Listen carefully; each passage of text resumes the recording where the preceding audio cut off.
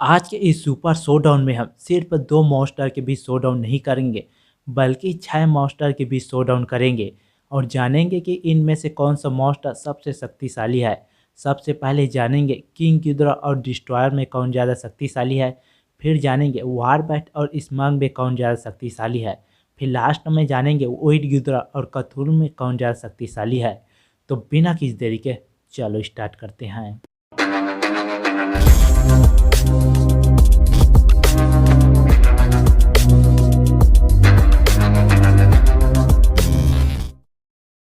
सबसे पहले जानते हैं डिस्ट्रॉयर और किंग गिदरा में कौन ज़्यादा शक्तिशाली है। अगर हम डिस्ट्रॉयर के बारे में बात करते हैं तो डिस्ट्रॉयर दिखा था टोहो के फिल्म गॉडजिला वर्सेस डिस्ट्रॉयर में, जो 393 फीट लंबा और 80,000 टन भारी काइजू था। अगर इसकी ओरिजिन के बारे में जानते हैं, डिस्ट्रॉयर तब बना था जब 1954 में ऑक्सीजन डिस्ट्रॉयर के जरिए गॉडजिला को मारने की कोशिश किया गया था। तब माइक्रो ऑक्सीजन बायोलॉजिकल प्रोसेस से 40 साल बाद डिस्ट्रॉयर बना था, जो गॉडजिला की तरह बहुत ही शक्तिशाली मॉन्स्टर था। अगर डिस्ट्रॉयर के पावर्स और एबिलिटीज़ के बारे में जानते हैं तो डिस्ट्रॉयर का फिजिकल स्ट्रेंथ बहुत ज़्यादा है, जिसने गॉडजिला जूनियर को मार दिया था और अपने टेल से गॉडजिला को उठाकर फेंक दिया था। और इसकी ड्यूरेबिलिटी बहुत ज़्यादा है, जिसे गॉडजिला के रेड स्पाइरल एटॉमिक रे से कुछ नहीं हुआ था, जिस रे से गॉडजिला ने सुपर मेका गॉडजिला को मार दिया था, जिसका टेम्परेचर बहुत ज़्यादा होता है। और डिस्ट्रॉयर अपने मुंह से माइक्रो ऑक्सीजन बीम छोड़ सकता है, जो पर्पल रंग का बीम होता है, जो मेटल को तुरंत डिसइंटीग्रेट कर सकता है। और डिस्ट्रॉयर की एक खास एबिलिटी है कि वह अपने दुश्मन की एनर्जी को ख़त्म कर सकता है, वो भी अपने टेल के जरिए।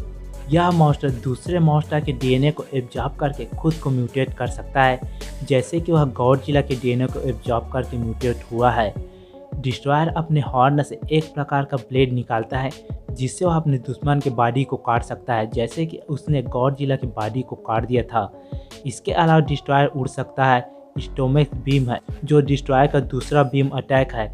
स्पाइक्स और पिंसर है, जिससे वह अपने दुश्मन को उड़ते हुए डैमेज कर सकता है। अगर बात करते हैं किंग गिदरा की, तो किंग गिदरा स्पेस मॉन्स्टर था जो अर्थ को डिस्ट्रॉय करने आया था, जिसे जिंदा रहने के लिए ऑक्सीजन की ज़रूरत नहीं पड़ती है और ना ही खाने की, क्योंकि वह कई प्रकार की एनर्जी को एब्जॉर्ब कर जिंदा रह सकता है और शक्तिशाली भी बन सकता है। वह मुई में इलेक्ट्रिकल एनर्जी को एब्जॉर्ब करके शक्तिशाली बन गया था और उसके पास खुद के बॉडी को रिजनरेट करने की एबिलिटी है। वह मुई में थर्मल एनर्जी को एब्जॉर्ब करके अपने हेड को रिजनरेट कर लेता है। और वह 561 फीट बड़ा है और उसका विंग स्पेन 1092 फीट है, जिस वजह से वह 10,000 किलोमीटर पर आवर की स्पीड से उड़ सकता है और स्पेस में लाइट की स्पीड से उड़ सकता है। गिदरा अपने मुंह से ग्रेविटी बीम छोड़ सकता है, जिससे उसने सिटी को तबाह कर दिया था, गॉडजिला को गिरा दिया था, रोडान को कुछ ही समय में हरा दिया था और मोथरा का नामो निशान ही मिटा दिया था। किंग गिदरा इतना शक्तिशाली था कि उसने गॉडजिला को आसमान से गिरा दिया था और उसे पूरी तरह पीट दिया था। अगर मोथरा ने उसे लाइफ एनर्जी नहीं दी होती तो गॉडजिला किंग गिदरा को नहीं मार पाता। डिस्ट्रॉयर और किंग गिदरा दोनों ही गॉडजिला के सबसे शक्तिशाली एनिमी में आते हैं। डिस्ट्रॉयर ने गॉडजिला जूनियर को मार दिया था और किंग गिदरा ने गॉडजिला को हराया भी है, लेकिन दोनों ही गॉडजिला से मारे गए। अगर हम इन दोनों के साइज को देखते हैं तो डिस्ट्रॉयर 393 फीट बड़ा है और किंग गिदरा 521 फीट बड़ा है, यानी कि साइज में ज़्यादा फर्क नहीं है। क्योंकि गॉडजिला 393 फीट था, तब भी उसने किंग गिदरा को हराया था। किंग गिदरा के पास हमला करने के लिए ग्रेविटी बीम है और डिस्ट्रॉयर के पास माइक्रो ऑक्सीजन बीम और वेरिएबल स्लाइसर है। किंग गिदरा के ग्रेविटी बीम से गॉडजिला को ज़्यादा फर्क नहीं पड़ा था, तो डिस्ट्रॉयर को भी ज़्यादा फर्क नहीं पड़ेगा। गॉडजिला के रेड स्पाइरल रे से सर्वाइव किया था, जिस रे से गॉडजिला ने सुपर मेका गॉडजिला को मार दिया था। डिस्ट्रॉयर ने अपने वेरिएबल स्लाइसर से गॉडजिला के बॉडी को काट दिया था, तो वह किंग गिदरा के बॉडी को काट सकता है। क्योंकि गॉडजिला ने आसानी से किंग गिदरा के हेड को काट दिया था, तब डिस्ट्रॉयर इससे उसके तीनों हेड को काट सकता है और उसके पंख को भी। तो मेरे ओपिनियन से इस बैटल में डिस्ट्रॉयर जीतेगा। आपको क्या लगता है, कमेंट बॉक्स में ज़रूर बताएं। अब जानते हैं वारबैट और स्मग में कौन ज़्यादा शक्तिशाली है। तो स्मग दिखा था हॉबिट मूवी में, जो उड़ने वाला एक एशियन ड्रैगन था, जिसका फिजिकल स्ट्रेंथ बहुत ज़्यादा था, जो दीवारों और चट्टानों को बड़े आसानी से तोड़ सकता था। इसकी बॉडी एक आर्मर की तरह होती है, जिसे बड़े बड़े एरो से मारने पर कुछ भी फर्क नहीं पड़ता है। यहाँ तक कि वह हाई टेम्परेचर में भी सर्वाइव कर सकता है, जिसके बॉडी पर पिघला सोना डालने पर भी कुछ फर्क नहीं पड़ता है। उसके पंख है तो वह बहुत फास्ट उड़ सकता है और अपने मुंह से फायर ब्रेथ छोड़ता है, जिससे कि वह अपने फायर ब्रेथ से सिटी को तबाह कर दिया था, जो अपने फायर ब्रेथ से बिल्डिंग और वॉच टावर को गिरा दिया था। स्मग दूसरे ड्रैगन की तरह नहीं है जो सिर्फ मारना जानता है, बल्कि ये ऐसा ड्रैगन है जो इंसान की तरह सोचता है और बात भी कर सकता है। वहीं बात करते हैं वारबैट की, तो वारबैट हालो अर्थ में रहने वाला एक सरपेंट है जो उड़ सकता है, जो अपने दांतों से अपने दुश्मन को काट सकता है और स्नैक की तरह वो अपने दुश्मन के शरीर को जकड़कर दम घोटने की कोशिश करता है, जिस प्रकार से उसने कॉन्ग को मारने की कोशिश की थी। ये वारबैट जहरीले होते हैं जो अपने पंखों के ग्रंथियों से जहर छोड़ते हैं, जिससे वह शिकार करते हैं। तो अब सवाल यह है कि इन दोनों में विजेता कौन होगा। तो स्मग का वीकनेस है कि उसके एक पॉइंट पर हमला करने पर वह मारा जाता है, बाकी बॉडी के दूसरे जगह पर हमला करने पर उसे कुछ फर्क नहीं पड़ता है।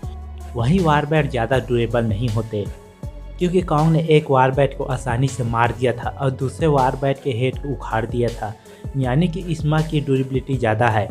स्मग के पास फायर ब्रेथ है तो वह वारबैट को जला सकता है, क्योंकि वारबैट पर छोटे छोटे मिसाइल छोड़ने पर वारबैट कमज़ोर हो गया था। तो इस मिसाइल के मुकाबले स्मग का फायर ब्रेथ ज़्यादा शक्तिशाली है, जिससे कि वह वारबैट को मार सकता है। वहीं इनके साइज पर इनके फाइट का ज़्यादा असर नहीं पड़ेगा, क्योंकि कॉन्ग 356 फीट था, तब भी वह 800 फीट बड़े वारबैट को मारा था। वहीं स्मग 427 फीट बड़ा है। तो विनर क्लियर है कि स्मग अपने फायर ब्रेथ से वारबैट को जला सकता है, अपने पंजे से घायल कर सकता है। ये तो था मेरा ओपिनियन, आप अपना ओपिनियन कमेंट सेक्शन में दे सकते हैं। अब जानते हैं ओइड गिदोरा और कथुलू में कौन ज़्यादा शक्तिशाली है। तो ओइड गिदोरा के पास स्पेस टाइम मैनिपुलेशन की शक्ति है, जिसके जरिए वह दूसरी दुनिया पर जाता है। यह एक पोर्टल के सहारे दूसरी दुनिया जाता है और वहाँ की दुनिया को नष्ट करता है। इसके पास सुपर ग्रेविटी है, जिसके जरिए इसने हजारों प्लेनेट को खाया है, जिसके जरिए यह वहाँ की ग्रेविटी कंट्रोल कर पाता है और स्ट्रॉन्ग ग्रेविटेशनल फील्ड बनाता है, और इसी की वजह से अपने बॉडी से ट्रैप कर उस चीज़ को पूरी तरह नष्ट कर देता है।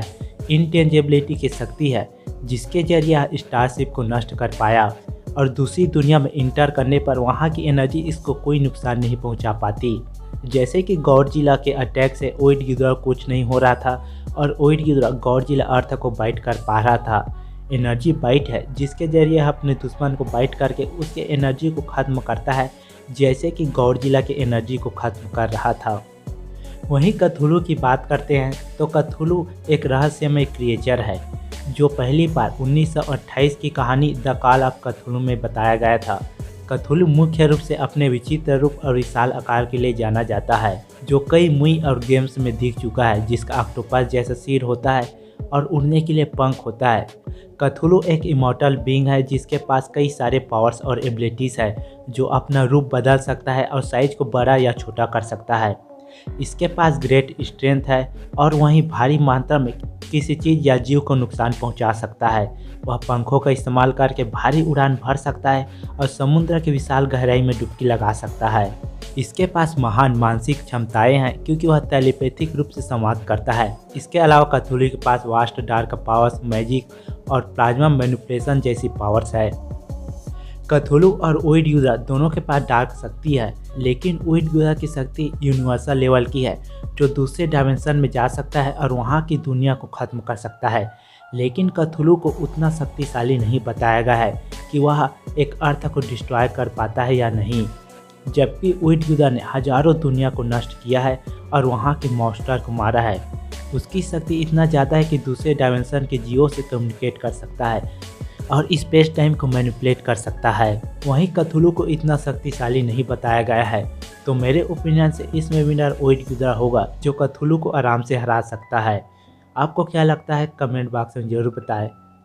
और अगर आप सुपर हीरो से रिलेटेड शोडाउन वीडियो देखना पसंद करते हैं तो मेरे दूसरे चैनल बेटल बिंग्स को सब्सक्राइब कर सकते हैं। और लास्ट में अगर आपको यह वीडियो पसंद आया तो वीडियो को लाइक करें, चैनल को सब्सक्राइब करें और ज़्यादा शेयर करें। तो मिलते हैं अगले वीडियो में, तब तक के लिए गुड बाय।